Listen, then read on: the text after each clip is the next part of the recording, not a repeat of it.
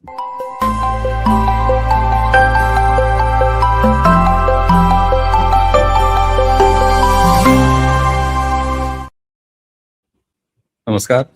प्रारब्ध के आज के इस लाइव में आप सभी का स्वागत। मैं अवनीश। चैनल आपने सब्सक्राइब किया है, वीडियोस को आप लाइक करते हैं, शेयर करते हैं, बहुत बहुत धन्यवाद। बेल आइकन जरूर दबाइए ताकि किसी भी अपलोड या लाइव की सूचना सीधे आपको मिले।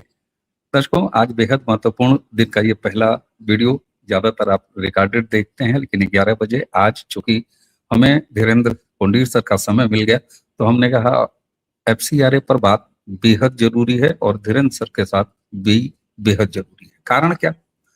FCRA आप सोचिए आया कब? श्रीमती इंदिरा गांधी इमरजेंसी से उन्होंने सबक सीखा कि सरकार के खिलाफ, भाव तो यही था, लेकिन देश के खिलाफ कोई भी ऐसा षड्यंत्र ना हो तो फॉरेन से फंडिंग जो आएगी वो FCRA के तहत आएगी साहब, और उसको कंट्रोल करने के लिए, रेगुलेट करने के लिए इंदिरा जी ने बनाया। इसमें सारे ट्रस्ट आते, इंस्टीट्यूशंस आते, NGOs आते, आपने देख लिया कैसे क्या करती है। भाई ये तय करती है कि कौन विदेशी चंदा ले सकता है, कौन नहीं, और लेता है तो कैसे लिया जाए, उसका हिसाब कैसे रखिए, और उन गतिविधियों पर रोक लगाता है। उसके बाद आपको ये भी बता दें, UPA जब रहा तो मनमोहन सिंह सरकार ने भी इसको ठीक ठाक बजाया, यानी तेज किया। फिर मोदी सरकार आई, मोदी सरकार ने किया, और अब जो FCRA है आखिर उसको लेके इतना बवाल क्यों है? साथ ही साथ FCRA में क्या विपक्ष के अंदर फूट पड़ चुकी है। अगर आप देखें तो कांग्रेस अलग थलग संसद में FCRA पर आते हुए नजर आ रही है। TMC, बीजू जनता दल और DMK, ये तीनों इसको JPC में भेजे जाने की मांग कर रहे हैं, जबकि कांग्रेस कहती है कि इसको वापस लो। संसद का अब 2 दिन और बचा हुआ है, क्या करेगी सरकार? और अब तक जो अंदाजा मिल रहा है सरकार की तरफ से कि वो भी चाहती है कि ये JPC में जाए। सर, इसमें तो किसी 2/3 बहुमत की भी जरूरत नहीं है, साधारण बहुमत यानी 50% +1, और इस पर FCRA हो जाना है। फिर भी इसको TMC, DMK और बीजू जनता दल जैसी विपक्ष की पार्टियां जो कि JPC में भेज रही हैं, और सरकार भी कह रहे हैं यहाँ सजनी हमहू राजकुमार, ये हर चीज JPC, वक्फ की तर्ज पर JPC, ये JPC से घुमाने की क्या जरूरत सरकार को है इस साधारण बहुमत से पास हो जाने वाले काम के लिए? पहले तो यहीं से शुरुआत करेंगे जी। अवनीश जी, आपका बहुत बहुत धन्यवाद। आपके इस स्ट्रीम चैनल पर मैं हूँ प्रारब्ध पे, तो उसके लिए बहुत बहुत धन्यवाद। और तमाम दर्शकों को, जो भी दर्शक प्रारब्ध के हैं, उनको मेरी ओर से बहुत अभिवादन। दरअसल एक बड़ा आपको, हम लोगों को थोड़ा सा इसको गहराई से देखना होगा।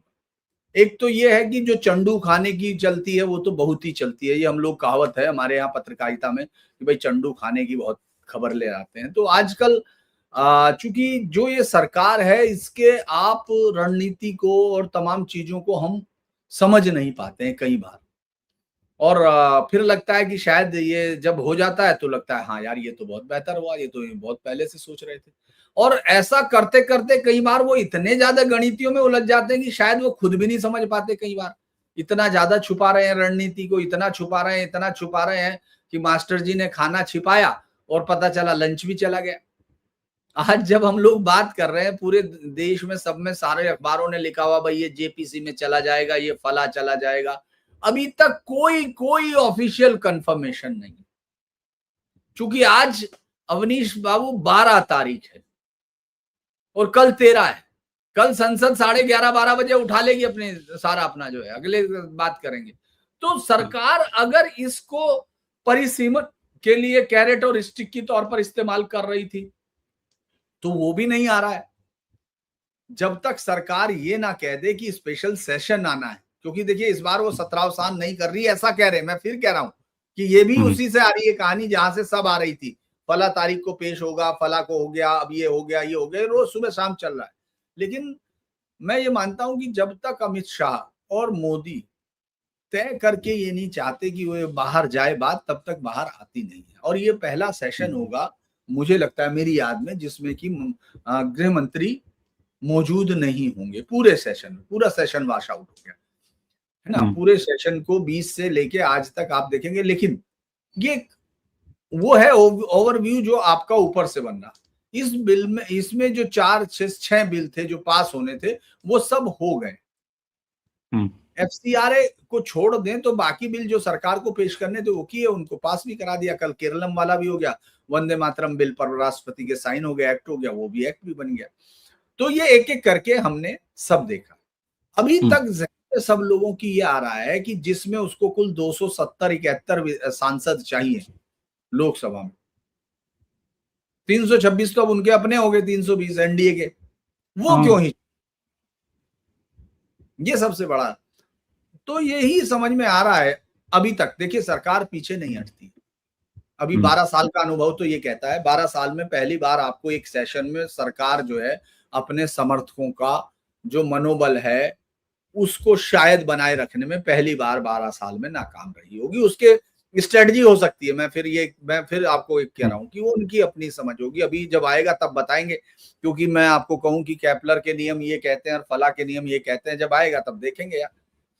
तो वो अभी ऐसा ही कुछ सरकार का रुख रखने में रहा है, और इसके बारे में मैं नहीं कह सकता कि क्या चाहते हैं, लेकिन जो असली खेल है वो है एफसीआरए। एफसीआरए से विदेशी फंडिंग रुक जाएगी, ये बात बिल्कुल सही है। और खासतौर से वो फंडिंग रुकेगी जो एनजीओ को मिल रही थी। एनजीओ को मिलने वाली फंडिंग रुकने का मतलब ये है कि नॉर्थ ईस्ट से लेकर जो सेंट्रल मतलब प्लेन में, चाहे छत्तीसगढ़ को देखें या हम झारखंड देखें, ये और खासतौर से यूपी भी अब देखें, जहां क्रिश्चियन मिशनरीज एक मिनस की तरह पूरी तरह से क्रिएट कर रही है। जैसे जिहाद का आइडिया था उसी तरह से अब मिशनरीज का आइडिया है। हालेलुया, और वो जो है वो सब आपको दिखने लगता है। अचानक कोई नाचने लगता है, गिर जाता, फिर वो ठीक हो जाता, फिर वो क्रिश्चियन हो जाता है। रहता वो अवनीश ही है, लेकिन पीछे अपने घर में उसके कुछ और कर देते हैं। तो इस तरह से देश के अंदर जो एक कैंसरस जो डिजीज है जो तेजी से फैल रही थी, उसको कंट्रोल एफसीआरए से किया जा सकता है। ये एक बड़ी चीज है। क्यों? क्योंकि दर्शकों की जानकारी के लिए समझ लीजिए कि जब देश के गृह मंत्री सफाया कर रहे थे नक्सल उन्मूलन का, तो एक समस्या जरूर जहन में आ रही थी कि यार इतने दिन तक इनका सर्वाइवल वो कैसे रहा, किनका, जो वहां ईसाई मिशनरीज थी। क्योंकि उन इलाकों में जहां वो स्कूल उड़ा रहे थे, सब स्कूल उड़ा दिए, सरकारी अंतागढ़ से लेकर सब जगह मैं घूमा हुआ हूँ, झारसागुड़ा, अबूझमाड़ छोड़ दीजिए तो जो आपका सुकमा है, दंतेवाड़ा है, नारायणपुर है, सब जगह मैंने खबरें कवर की। तो मैं देखता था सरकारी अस्पताल उड़ा रहे हैं, सरकार के वो उड़ रहे हैं, स्कूल उड़ रहे हैं, सरकार जो सड़क बना रही है उसका पीडब्ल्यूडी के ट्रैक्टर, बुलडोजर, उन सबको जला रहे हैं। लेकिन क्रिश्चियन मिशनरीज वहां आराम से काम कर रहे हैं। फिर ये समझ में आया इस सरकार को कि असली खेल यही है बॉस। ये जो विदेशी पैसा है वो इसको, इस जो राक्षस है जो नक्सल का, उसको ताकत देता रहता है, फंडिंग। और वो बदले में क्या देता है? वो बदले में इनको मेंढक देता रहता है, ताकि वो जो है मिशनरी का धर्मांतरित सांप जो है वो खाता रहे उनको। तो ये एक मिली जुली दोस्ती चल रही थी, उसको सरकार ने चोट पहुंचाई। उसके जाते ही आपने देखा अमेरिका बिल बिला उठा, सभी लोग बिल बिला उठे, यूरोप के देश बिल बिला उठे। ऐसा कोई बिल हमने देखा एंटी सीए पर, आपने देखा होगा सीए पर सिर्फ कुछ इस्लामिक देशों में से पाकिस्तान जैसे रोने वालों की आवाजें आपको सुनाई दी, बाकी किसी की नहीं। अच्छा, एमनिस्टी तो वो हमेशा हिंदुस्तान के सवाल पे खड़ा हो जाती है ना। पाकिस्तान में रोटी मांग रहे, भीख मांग रहे, सड़कों पे घूम रहे आटा मांगते हुए, वो बहुत खुशहाल देश हो जाता है। इस देश में जिसका अडानी, जिसको आप जो है 150 बिलियन उसके एक दिन में उड़ाते हैं अमेरिकन, उसके बावजूद वो वापस उससे बड़ा खड़ा हो जाता है, वो देश गरीब हो जाता है। तो ये सब चीजें मुझे लगता है एफसीआरए के लिए सरकार पर जो अचानक ट्रमेंडस प्रेशर पड़ा है, ये एक बड़ा कारण जरूर हो सकता है। क्योंकि देखिए सरकार प्रेशर में पीछे नहीं हट रही है, मैं फिर कह रहा हूं, लेकिन प्रेशर है। अगर मैं इसको आंख बंद करता हूं तो फिर मुझे ये बेवकूफी लगेगी। क्योंकि यार अमेरिकन प्रेसिडेंट का दामाद कहीं आपने सुना किसी मामले में आया हो? सरजेई गोर को सुना वो आपने कोक्स बाजार में घूम के वो रोहिंग्यास के उसमें गया हो? वो सतीशन से मिल रहा है, बाकी जो दूसरे राज्य हैं उनके साउथ के जिनमें कांग्रेस की सरकार है उन सब से मिल रहा है, और इसके बाद फिर वो हमारे एनएसए से मिल रहा है। तो ये लगातार मुलाकात क्या कह रही, उधर से लाल दोहोमा आता है मिजोरम का मुख्यमंत्री, वो मिलता है। उसके बाद लाइन से सारे संगठन आते हैं, जो क्रिश्चियन संगठन है वो मिल रहे हैं, उसके बाद धमकियां आनी शुरू होती है, उसके बाद डेमोक्रेट रिपब्लिकन अमेरिकन संसद में एक हो जाते हैं। तो ये सारी चीजें अगर आप एक नेट बनाओगे तो इन सब का आखिरकार सेंटर कहाँ आके टिकता है, वो इस बिल पर आकर टिकता है। तो सरकार इस बिल में एक चीज को लेकर बहुत वो है रिट्रोस्पेक्टिव एस्पेक्ट, कि भाई जो आपको संपत्तियां सीज होंगी वो रेट्रोस्पेक्टिवली नहीं होंगी। सरकार इस पर तो तैयार थी, लेकिन अब वो चाहते हैं कि पूरा ही वापस हो जाए, क्योंकि सरकार इस तरह करती हुई दिख रही है। कई बार क्या होता है कि आप कोई बॉलर एक आध बॉल पे पीछे हो जाता है, ऐसा हमने लोगों ने बहुत बार देखा, जैसे सचिन तेंदुलकर देखा, वो सब देखा, तो वो एक बार पीछे हो जाता है तो फिर बदले में क्या होता था, वो और बाउंसर मारने लगता था, याद है, और फिर उसके बाद उन सारे बाउंसर पे छक्के पड़ने लगते। सरकार अभी पीछे हुई है, वो स्टांस चेक कर रही है, वो बार बार आपने देखा होगा कई बार बॉल छूट जाती है तो बल्लेबाज जाके उस गड्ढे को दबाने की कोशिश करता है बैट से। तो ये सब इसी तरह से मैच चल रहा है। सरकार क्या कर रही है कि सरकार देख रही है ये बाउंसर कहां से रहे, फिर आराम से आउट नहीं हुई सरकार ना, पिच पे है ना। तो इसीलिए ये समझने की जरूरत है कि सरकार ने एफसीआरए पर कुछ सोच जरूर रही है कि भाई ये इतना ज्यादा क्यों। परिसीमन उसके लिए बहुत जरूरी इसलिए है, परिसीमन को जो होना चाहिए था, जिसपे सरकार डील करने के लिए भी लोगों ने कहा, मैं अभी नहीं मानता हूं जब तक मेरे पास कोई ऑफिशियल सोर्स नहीं होता, क्योंकि आप ये समझिए अवनीश जी, परिसीमन अगले 25 से 30 साल की राजनीति को तय करेगा। जब तक जैसे हम लोगों ने देखा कि 141 वाली कांग्रेस 2000 उसमें जब 9 में आती है, चूंकि परिसीमन पर चुनाव हो रहा है, वो ज्यादातर सीटों को शहर से काट के गांव के हिस्सों में जोड़ती है ताकि शहरी सीटों को कमजोर किया जाए जहां बीजेपी ताकतवर थी। ये सारी चीजें परिसीमन में होती है। और अचानक कांग्रेस को, जिसने बहुत बड़ी कोई चमत्कारी क्यों नहीं की, उन्होंने कहा साहब परमाणु डील का, याद है ना आपको, उसका सबसे बड़ा, जब मनमोहन सिंह जीत के आया तो कहा गया कि साहब परमाणु डील, अरे परमाणु डील यहाँ दिल्ली से 100 किलोमीटर मेरा दूर गांव है, उसको नहीं किसी को पता कौन सी डील इसने कर ली भाई। तो वो परिसीमन का खेल था। तो वो परिसीमन के खेल को अब इस सरकार को समझा और इसको ठीक करना है, और इस तरह भी ठीक करना कि जहां इन ऑर्गेनिक डेमोग्राफिक चेंजेस किए गए हैं, धुबड़ी जैसे क्लैश प्रयोग कर दिए गए, मालेगांव जैसे प्रयोग पैदा किए गए कि इस देश की डेमोक्रेसी को जिहादियों के हाथों में रहन कैसे रखा जा सकता है, उसकी जो कोशिश हुई कि क्यों कोई आदमी सियालदा में उतरता है, फिर वो 35,000 वो 9,000 लोग सीधे जम्मू पहुंच जाते हैं, जहां ना उनके जैसा है कोई, ना उनके जैसा दिखने वाला है, ना उनके जैसा बोलने वाला है, ना उनके जैसा खाने वाला है, तो फिर वहां कैसे पहुंच जाते। ये सब एक डेमोग्राफी को सिस्टमैटिक तरीके से इस देश के खिलाफ वेपनाइज करने का जो तरीका है, उसको अगर आप काट सकते हैं अवनीश जी, तो वो एक ही तरीका है, वो है आपको डेमोग्राफिक जो सिस्टम है उसको चेक करके ये नया परिसीमन लाना पड़ेगा। तो इसीलिए सरकार चाहती है कि पहले परिसीमन का फैसला हो जाए, ऐसा वो लोग सोच रहे होंगे। अभी फिर मैं कह रहा हूं, ये हमको लग रहा, उन दोनों को क्या लग रहा है ये आज तक मैं नहीं बता पाया। इसीलिए मेरा मानना है कि ये खेल ये हो सकता है एकदम। अच्छा, एक चीज और, जब आप कह रहे हैं कि परसीमन और साफ दिखाई दे रहा है, परसीमन का मतलब है डेमोग्राफिक एडजस्टमेंट भी, तो फिर हमको याद आता है जो टास्क फोर्स और टाइम बाउंड एक डेमोग्राफी चेंज पर हाई लेवल कमेटी का गठन, तो कई चीजें एक साथ हो रही हैं, वो सिंक्रोनाइजेशन दिखाई दे रहा है एक्शंस का। एक तरफ महिला रिजर्वेशन वाला ले आना, परसीमन ले आना, और उसके बाद 2/3 बहुमत की तरफ जितना बेसब्री से ये एफर्ट कर रहे हैं, मतलब टीएमसी से जो बागी थे, जो टीएमसी छोड़ना चाहते थे, उनको बीजेपी तो ज्वाइन नहीं किया, कराया, मशीन नहीं दिया, लेकिन एक नया रास्ता ही खोल दिया कि तुम्हारे लिए हम त्रिपुरा से, तुम्हारे लिए हम जो है वो झारखंड से रजिस्टर्ड एक पार्टी दे देंगे, हैं। तो अच्छा, एक चीज मैं जब इसका डिटेल देख रहा था कि इनको इतनी ज्यादा छटपटाहट क्यों हो रही है, तो एक चीज बड़ा इंटरेस्टिंग दिखा।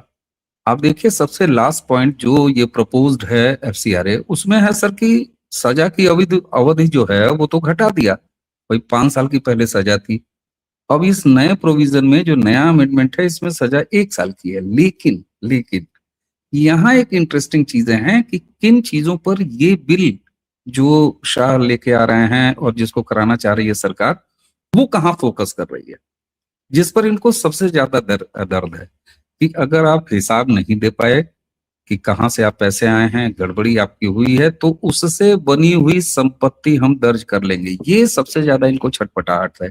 लेकिन मजे की बात यह है कि बिल साफ करता है कि नहीं साहब, कोई चर्च बना हुआ है या कोई इस तरह का पूजा स्थल है, मंदिर है, चर्च है, तो वो वही रहेगा।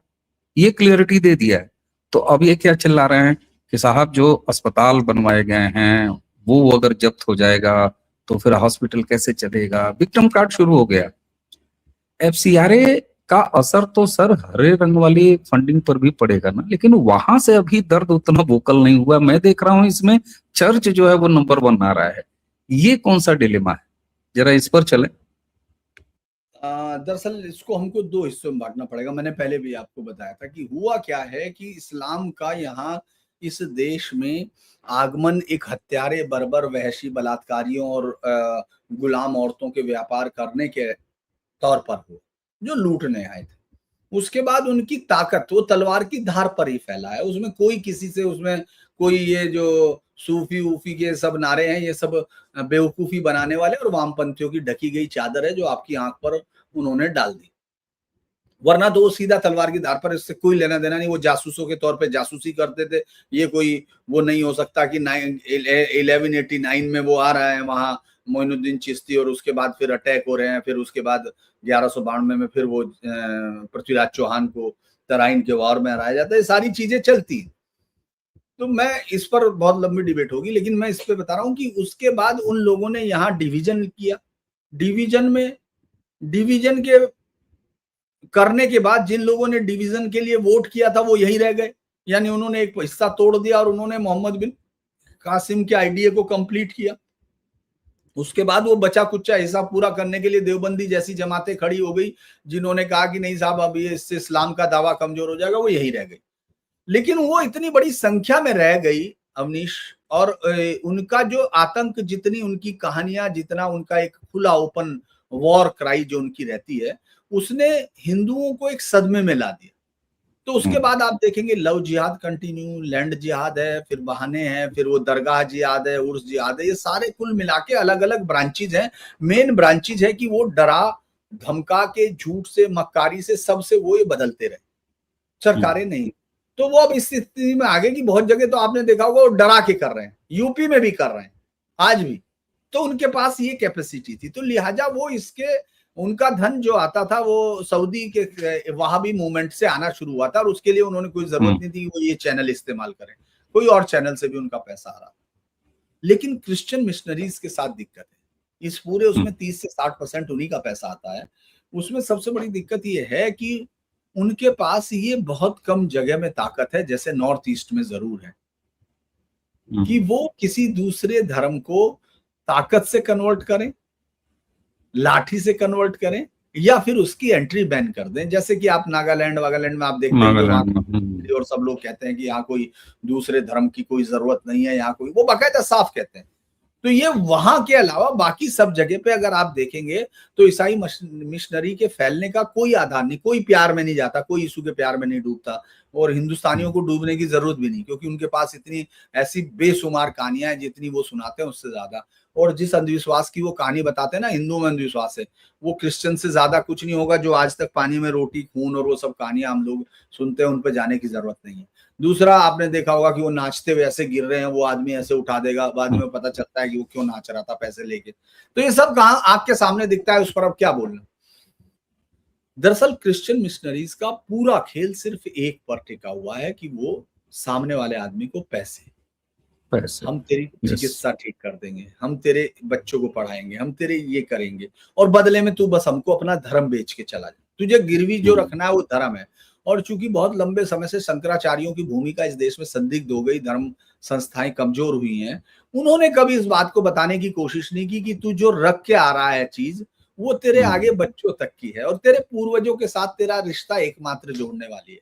तो इतनी आसान चीज हो गई कि जब क्रिश्चियन वाले पैसा लेके जाते हैं इस हाथ में, और दूसरे हाथ में वो लेके बाइबल जाते हैं, तो वो आदमी पैसा उठाएगा, बाइबल अपने आप साथ चली जाएगी। इसीलिए जैसे ही जैसे ही इस बिल पर रोक लगी तो वो बिल में डाउट है। और मुस्लिम्स को उनको मालूम है यार हमारा तो पहले ही धंधा बहुत सारा रोका जा चुका है, हम लोग गल्फ से आने वाले पैसों पे नजर रखते हैं, सारे संगठन उनके ऐसे भेजते ही नहीं यार, उनका कहानी दूसरी होती है, वो तो सब नीचे से चल रहा, वो तो सब चूंकि आपके कितने लाख लोग आपके वहां रहते हैं, सब किस सही। तरह से पैसा आता है तो सब है। इसीलिए मजबूरी में सबसे ज्यादा हल्ला आपको क्रिश्चियन। दूसरा क्या है कि तो सारी संस्थाएं इकट्ठी की गई, ये क्रिश्चियंस ने हॉस्पिटल के नाम पे, फला चैरिटी के नाम पे, ये सब जो इकट्ठा किया गया है ये तुरंत बंद हो जाएगा। दूसरा क्या है कि जो खर्चा है एग्जीक्यूटिव, जो उसका एडमिनिस्ट्रेटिव खर्च है, उसको वो लोग 20% से भी 15 पे ले आए। पहले वही 50-60% होता था, तो जो पैसा बचता था वो खर्च नहीं होता था, उस पैसे को ये ब्लैक में बेचते थे, क्योंकि उसके बाद फिर एनजीओ के हिसाब से जो स्कूल बने हुए हैं, जो वो हिंदू बच्चों से जो फीस ले रहे हैं, आपको मालूम है कितनी ज्यादा, और क्रिश्चियंस को फ्री में दे रहे हैं। तो आपके ऊपर जो इन्होंने जकड़बंदी की हुई है इस एफसीआरए बिल के आने के बाद धीरे धीरे वो टूटनी शुरू होगी। और जब पैसा नहीं मिलेगा तो किसी को क्या है, झिणकू को अगर पैसा नहीं दोगे उसको क्या पागल कुत्ते ने काटा है कि वो जाके कह देगा नहीं मैं आज से झिणकू मसीह हो गया? नहीं, उसको कहना भाई जो भी है हम अपने धर्म में मर जाएंगे, तू जा, या तो पैसा दे। अब पैसा उनके पास होगा नहीं पादरी के, वो जो झोला सा टांग के इस तरह करके अपना चला जाता है, जो हिंदी फिल्मों ने जो क्रिएट किया हुआ बड़ा फादर, बड़ा वो सारी कहानियां जो है, ये एक सिस्टम था जो इस देश को तबाह करने के लिए लाई गई थी। मुझे लगता है ये डर ज्यादा है क्रिश्चियन मिशनरीज को, क्योंकि बिना पैसे के वो कुछ नहीं कर पाएंगे। इस्लाम तो ताकत से भी कर रहा है, झूठ से, मक्कारी से, सबसे वो करता रहता है, अपना दिखता रहता है, क्योंकि वो उस पोजीशन में आ गए। इनके पास बेचारों के कुछ नहीं है, ये तो झूठ बोल के पैसा दे के वो लकड़ी की मूर्ति बना देंगे, सेम कलर की, भगवान राम की लकड़ी की बना देंगे, यीशु मसीह उसकी कांसे की बना देंगे, यीशु मसीह की सेम कलर होगा। उसके बाद आदिवासियों के पास जाएंगे कि देखो जिसका भगवान सच्चा होगा वो जल के आ जाएगा बाहर, वो जल जाता है। अब लोगों ने, अब चूंकि दूसरे में हो गया तो कह देते सच्चा था, अब क्या वो आदिवासियों के बच्चे भी पड़ गए, वो भी जानते हैं। अब वो कहते हैं कि ऐसा करो फादर, आओ हम लोग ये तो देखते हैं, हमारे भगवान राम ने तो समंदर पार किया था, तो इसको पानी में डाल के देखते हैं, हम लकड़ी तैर जाती है, यीशु डूब जाता है। तो फिर उनको लगता है कि ये क्या हो गया। तो इसीलिए ये सारी कहानियों के बीच में एफसीआरए बिल जो है वो पैसे के अलावा कुछ बचता नहीं ना, वो भी कहता है यार देखो तुम्हारा यीशु डूब गया, पैसा दे दो तो ये तैरेगा। वो पैसा मांग रहे थे, पैसा नहीं होगा तो बेचारों का डूब जाएगा। जी अच्छा सर, ये कांग्रेस और अभी टीएमसी हो चाहे बीजेडी हो, खैर बीजू जनता दल से तो एक्सपेक्टेड है, उनसे तो केंद्र सरकार का भी पहले रहा है, एक तरह से दोस्ताना टाइप का ही फ्रेंडली मामला रहा है। लेकिन ये डीएमके और टीएमसी ये अलग रास्ते पे क्यों जा रही है? और यहाँ तक कि समाजवादी पार्टी जैसी पार्टियां भी ये चाह रही हैं कि भैया जेपीसी में चला जाए।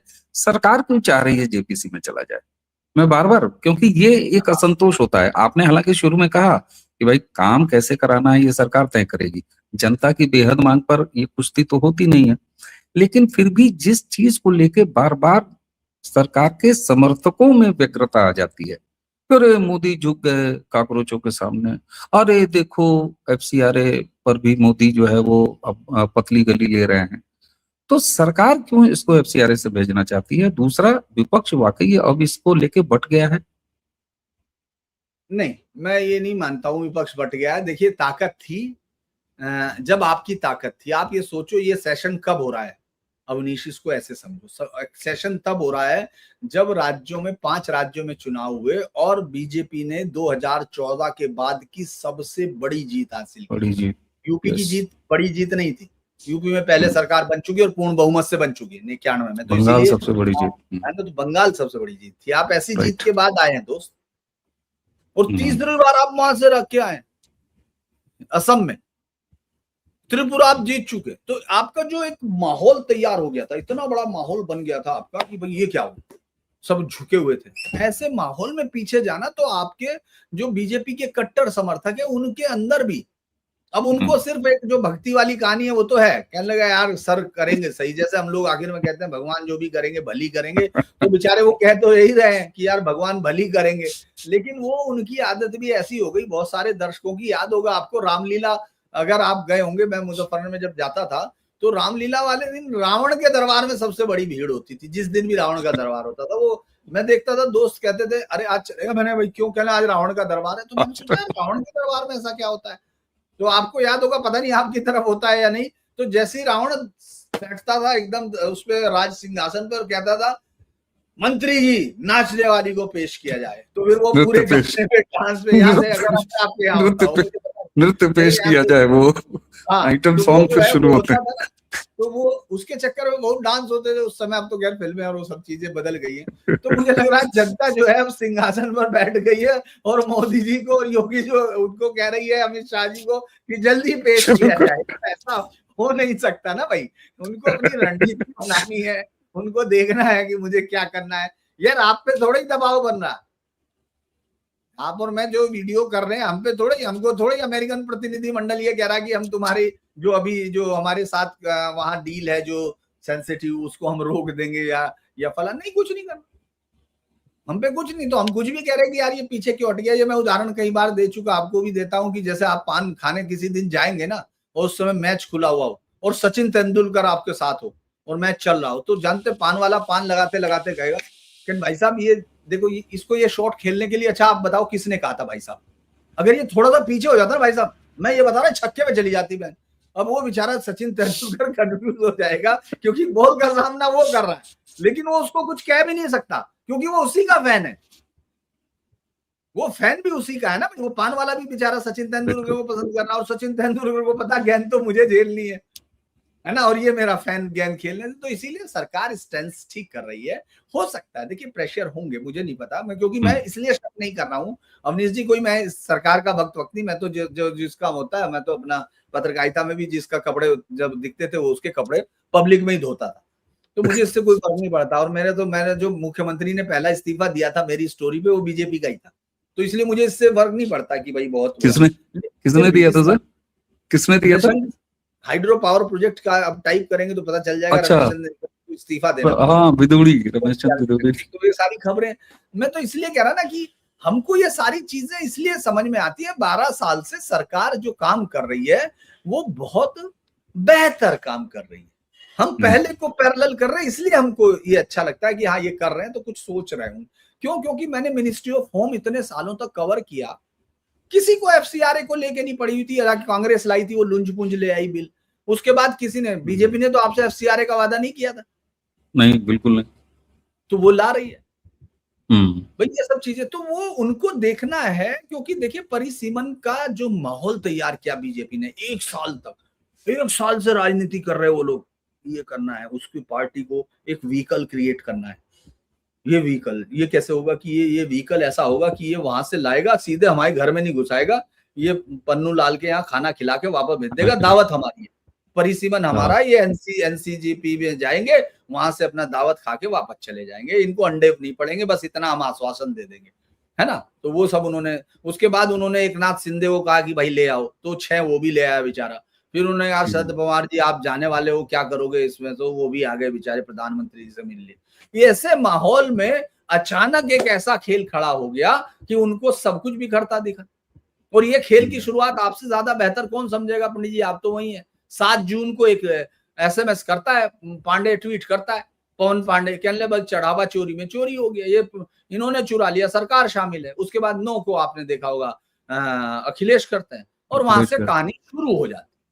फिर अचानक कोई दीप के आ जाता है, फिर अपना अचानक कोई कहां से आ जाता है, क्योंकि सरकार जैसी लाने की घोषणा करती है तो सुबुगाहट हो गई थी ना। तो ये सब खेल शुरू होते जुड़ते जाते हैं, इसीलिए सबकी टाइमिंग देखना जरूरी है। और मैं अभी भी ये मानता हूं कि सरकार जो है इस बिल को भी लेके आएगी। दरअसल वक्फ में मैं आपको बता दूं कि वक्फ में जब भेजा गया था 2024 में, इसको भेजा गया अगस्त में, और यही समय था, मतलब दिन आप सोचिए डेट भी लगभग 8 तारीख थी, लगभग 8 अगस्त 2024 और 9 अगस्त 2024 को रेजुलेशन करके जीपीसी में भेजा गया, आप चेक कीजिएगा। तो 2024 को भेजा गया, फिर उसके बाद वो 2025 में उस पर, 2024 लास्ट का था, वो 25 में उस पर रिपोर्ट आती है और फिर वो पास होता है फरवरी के शायद बजट सेशन में, उस पर वो पास होता है। तो जानते हैं उसमें विपक्ष ने 42 ऑब्जेक्शंस उठाए थे, मतलब उसमें एक भी नहीं माना, कमेंट कुछ नहीं माना। 14 के 14 जो उनके थे एनडीए वालों ने कहा था, उन्होंने सबको इनकॉर्पोरेट कर लिया और उसके बाद पास करा दिया। अच्छा एक चीज और सर, बार बार आप देखिए, जो समर्थक हैं उनके मन में यही आता है, या ज्यादातर लोग ये माइंडसेट बना के बैठे हुए हैं कि एक बार जो बिल जेपीसी में चला जाएगा तो वो बिल का जो है सब काट छांट हो जाती है। जबकि सबसे बड़ा उदाहरण हमारे सामने वक्फ का है कि एक भी नहीं माना, 41 में से 41। जी, नहीं, उसमें ये एक बड़ा फायदा क्लियर ये था, करना जरूरी था। नहीं उसमें एक अंतर ये था, उसमें भी रेट्रोस्पेक्टिव रोका गया था। हम्म। वक्फ बाई हाँ। यूजर का रेट्रोस्पेक्टिव हाँ, प्रभाव वो खत्म। रोका। तो इसमें भी हम्म। रेट्रोस्पेक्टिव वो पहले से ही कह रहे हैं। देखिए कई बार क्या होता है कि आप, मुझे एक बात समझ में नहीं आ रही, जो बीजेपी के लीडर्स ही समझ सकेंगे, मुझे पता नहीं वो क्या करें, लेकिन बहुत इंटरेस्टिंग चीज जानते हैं अवनीश क्या है, कि यार जब आप अगली बार आओगे तब भी तो यही मुद्दे लेके आ जाएंगे, हाँ, तो आपको सही आना है, तो पड़ेगा। ऐसा तो है नहीं कि सही है। भाई ये कह देंगे कि राहुल गांधी को ये लगने लगेगा कि नहीं अब छात्र मुद्दा पुराना हो गया, उनके पास बिचारों के मुद्दा था ही नहीं, एक मिल गया उसको घसीट रहे और उस पर आप पीछे हो रहे हो, तो अगली बार क्या करोगे। इसीलिए पहला ऐसा सेशन जा रहा है ये, आज भी नहीं आए एचएम, पीएम भी नहीं आए, और नहीं है। फिर 2 बजे तक चला गया। तो इसीलिए ये सब कुछ चीजें हैं जो मतलब मैं तो एक पत्रकार होने के नाते से ज्यादा एक दर्शक होने के नाते, पॉलिटिकल साइंस का स्टूडेंट होने के नाते मुझे तो बड़ी दिलचस्प लगती है जब ये दोनों कुछ ऐसा खेल करते हैं, फिर एकदम हम लोगों के सामने जब वो असली चेहरा आता है, क्या बूम दिल्ली, करके कुछ फूटता है। फिर इन्होंने हाँ, पत्रकारों। क्योंकि सर देखिए ना, बड़ी सामान्य सी बात लगती है भाई, पूरा सेशन आप एक तरह से जाने दिए, आपने एक चीज को छोड़ के बाकी सारे काम भी अपने करा लिए। आप उसका बहुत ज्यादा प्रचार भी नहीं कर रहे हैं कि बुद्धू बन गए, बुद्धू बन गए। इनको एफसीआरए में आपने फंसा के रखा हुआ है। सामान्य बहुमत से हो जाने वाला है, आप करा लेते, क्या करता जेपीसी में। लेकिन क्या इसकी एक वजह लगती है क्या कि कहीं ऐसा ना हो कि राज्यसभा में 2/3 बहुमत हो गया है, या संसद में 2/3 बहुमत हो गया है, कांग्रेस को ये अंदाजा न लग जाए, और फिर ये जो एनडीए का कुनबा बढ़ाने की लगातार जो कोशिश चल रही है, अभी जिसमें टीएमसी भी आप देखिए, नहीं जेपीसी ले जाओ, डीएमके नहीं जेपीसी ले जाओ, तो ये कहीं ऐसा तो नहीं है कि शांति से निकल जाने दो और कुछ बड़ा हम कर लेंगे जब काम करने का मतलब आएगा, क्योंकि एक को छोड़ के बाकी तो काम करा लिया, इस सेशन में भी करा लिया, और इनका इतिहास है कि कमो तो सभी करा ले रहे हैं जो चाहते हैं। महिला वाला तो खुद ही नहीं चाहते थे, परसीमन वाला तो वो तो बेइज्जत करने के लिए था, वो तो साफ समझ में आता है कि ताना मारा है। ऐसा तो नहीं है सर, क्योंकि ये काम बड़े आराम से कर सकते थे, अपने समर्थकों के लिए ही कर सकते थे कि भाई नहीं प्रधानमंत्री आ देखिए, जाएं। हम वो फिर बहिष्कार कह कर रहे हैं दिया कि बड़े, होम मिनिस्टर ने संसद का। नहीं बड़े आराम से कर सकते थे लेकिन उन्होंने नहीं किया, तो हाँ, ऐसा नहीं है कि उन्होंने बॉल जाने दी होगी, हाँ, वही वही। तो हम लोग ऐसा नहीं अभी है से, कि अभी नहीं उनका तो हम दिमाग लोग हम अभी नहीं से, पढ़ सकते, क्योंकि हम सर लोग हम, तो 16 दिसंबर की रात 8 बजे तक नहीं पढ़ पाए थे, 16 सितंबर हम लोग तो तब नहीं पढ़ पाए थे, क्योंकि हम लोग तो ये सोच रहे थे, जब मैं लाइव पे खड़ा होने लगा अचानक कहने लगे पीएम बोलने वाले, तो ये हमने कहा यार पीएम बोलने वाले, तो कहने लगे, वो बता रहा है राजदीप, उस समय तक इंडिया टुडे पे चलने लगा था कि पाकिस्तान पर बड़ा ऑफेंसिव कार्यक्रम शुरू हो गया। हमने कहा यार तो उसी से पूछ लो, उसी को फोन किया होगा प्रधानमंत्री में। और जब जाके तीसरी चौथी लाइन में जब उन्होंने कहा काली, तब मैं चिल्लाया कि अरे ये तो नोटबंदी का कुछ ऐसा है लाइव पे। तो आप उनको अभी तो देखिए, हो सकता है कि उनके फैसले गलत निकले, मैं ये नहीं कह रहा, क्योंकि वो कोई वो नहीं है, भगवान नहीं है, नेता है, गलतियां होंगी, असेसमेंट होंगे, सारी इंफॉर्मेशन होने के बावजूद भी गलती करते हैं, क्योंकि ये सारी इंफॉर्मेशन तो एज ए प्रधानमंत्री मनमोहन सिंह के पास भी थी। हो सकता है आपके कल को फैसले गलत निकले, लेकिन आज की डेट में ये दोनों की जोड़ी ऐसी है जो फैसले लेती है, और अभी तक उन फैसलों का इस देश पर पॉजिटिव असर ही पड़ा है, अभी तक तो कुछ पड़ा नहीं। हाँ, लिबरल जितना वो रोते हैं उससे पता चलता है फैसला सही है, तो अभी वो रो रहे हैं बेचारे, अभी वो भी खामोश बैठे। आप देखो, सिर्फ राहुल गांधी के अलावा उसके जितने पूरी मंडली है वो जरूर लिख रही है कि साहब ये देखिए बिल नहीं आया, झुक गई है सरकार, डर गई है, ये सब वही लिख रहे हैं ज्यादातर। क्योंकि जो बाकी है इनके लोग, इनको तो पता है कि ताऊ अगर कई दिन से बाजार गया हुआ तो खिलौना तो लेके आएगा। वो तो अगर कहीं गया हुआ है, दिख नहीं रहा, बारात में गया हुआ, तो लड्डू लाएगा जरूर, तो वो इंतजार कर रहे हैं। बिल्कुल सर। तो मुझे लगता है कि हम लोगों को भी अपनी टीम को बोल देना चाहिए कि एक एक थंबनेल बना के रख दो कि होने वाला है कुछ बहुत बड़ा। इस वो मैं देखता इस हूँ टाइप का किसी ने कुछ लिखा कि 6,000 करोड़ रुपए आ गए, फला हो गया, ये हो गया, वो मैं तो ढूंढता रहता हूँ यार, मैं पत्रकार हूँ, मुझे तो पता नहीं चल रहा, इनको सबको पता चल जाता है।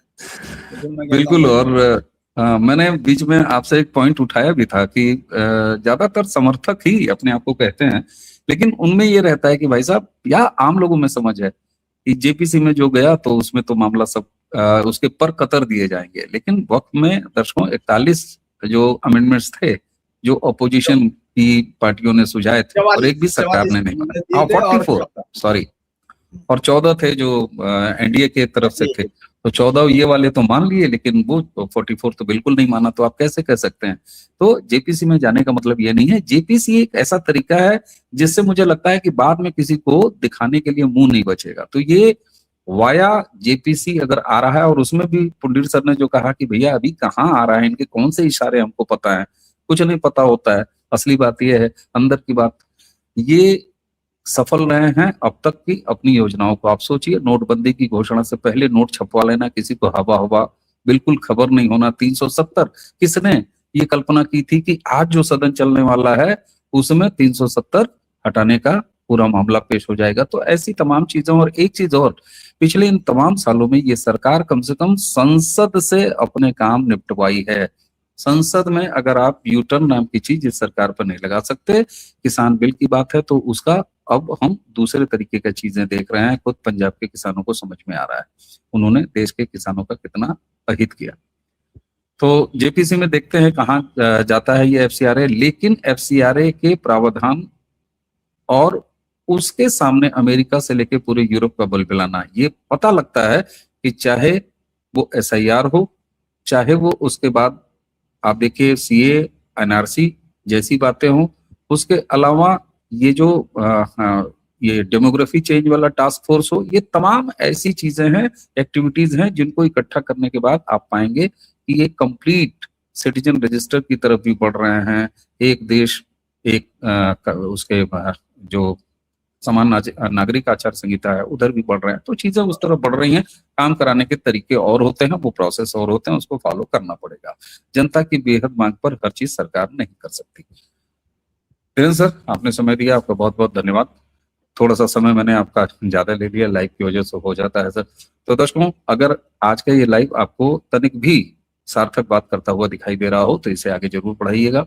और धीरेन्द्र सर के चैनल न्यूज पॉइंट को आप बहुत ज्यादा सपोर्ट कर रहे हैं, वहां भी लगातार जाइएगा। मैं बार बार कहता हूं कि फील्ड जर्नलिज्म को यूट्यूब के प्लेटफॉर्म पर जिंदा रखने का और एक स्वस्थ और बहुत ही उत्कृष्ट तरीके से अपने अनुभव के साथ, तो वो चैनल न्यूज पॉइंट है, उसको जरूर देखिए। तो आज की चर्चा अब यही समाप्त करेंगे। मुझे यानी अमनीश और धीरेन्द्र, पुंडीर सर, हम दोनों को आज्ञा दीजिए। नमस्कार, प्रणाम, जय जय श्री राम।